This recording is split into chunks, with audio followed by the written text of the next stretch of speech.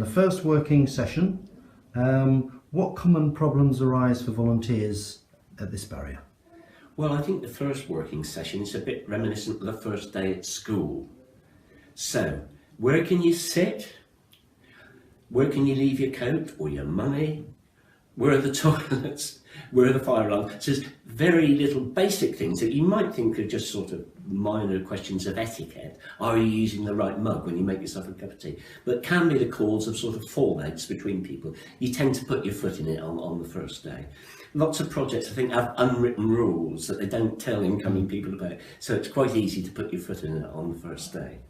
More seriously, I think, it's how much responsibility can the new volunteer take on the first day, and how can you get that right? How can you judge it with a volunteer?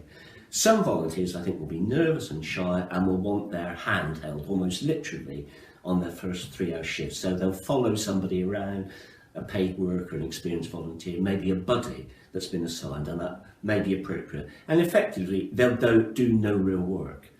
Other people will be really driven and wanting to get into it and to make a very real contribution to the work of the project. But on their first day, they might not understand well enough how the project works. So they might need a bit of restraining.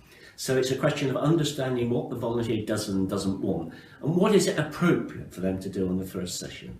And I would generally say, not very much. It might take 2 or 3 sessions before they can really get their feet under the table. Okay. Obviously that wouldn't apply to if you're doing a clean-up at Reculver Beach or something like that. Then you'll have a sort of 5-minute introduction and just bomb straight into it. But if you're working in a community centre or a night shelter or something like that, it's going to take you a few sessions, I think, really to get into the agency. And you should be allowed that. You should be able to comfortably do that, I think.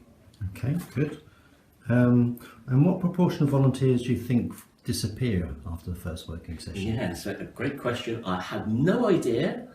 I think the answer would shock us. I don't think anybody has got any idea. I talk about first day departures. And I was explaining actually somebody from the volunteer centre that I was interested in why people leave at the end of the first day. And this person said to me, well, they're not committed, are they? And I thought, well, of course they're not bleep, bleep committed. Who would be? The agency has to show itself to be committed to them. You might expect commitment from a volunteer after 2, 3, 6 months, but people are not going to walk through the door feeling committed. So that process is going to take some time. And it's interesting that you use language like disappear, because when I ask about first day departures, agencies don't tend to say, oh, they've left and they gave us a reason. That doesn't tend to happen. They say, oh, they disappeared, or they crept away, or they didn't come back.